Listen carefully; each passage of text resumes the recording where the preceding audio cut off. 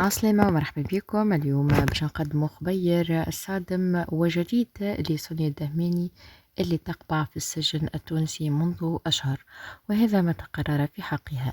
أحالت النيابة العمومية الإعلامية سونيا الدهماني إلى التحقيق مرة أخرى، وهذه المرة تتعلق القضية الجديدة بالمرسوم عدد 54 والذي ينظم الجرائم المتصلة بالاتصال والإعلام.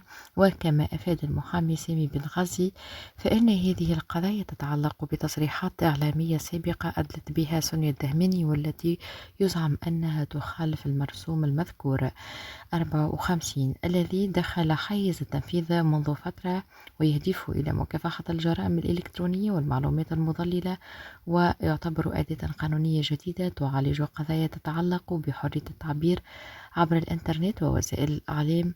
ومع ذلك فإن تطبيق هذا المرسوم قد أثار جدلا واسعا بشأن تأثيره على حرية التعبير وحرية الإعلام وحقوق الصحفيين، وهذا كلام بطبيعة الحال باش نقعدوا الغدوة واحنا نحكيو فيه. اللي يعرف روحه صحيح وشدة ثنية ما عنده باش يخاف.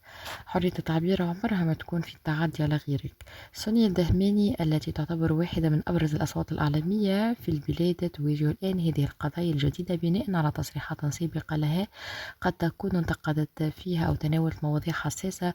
من المقرر أن تمثل أمام مكتب التحقيق رقم 35 يوم الثلاثاء القادم، حيث ستجري جلسة للاستماع إليها وتقديم الأدلة المتاحة. وبطبيعة الحال كلنا شاهدنا سونيا الدهماني في تعدي صارخ على الدولة والاستهتار بها، وبطبيعة الحال برشا حاجات أخرى اللي تدخل تحت خانة المرسوم عدد 54. ما تنسوش لايك اشتراك وباي باي.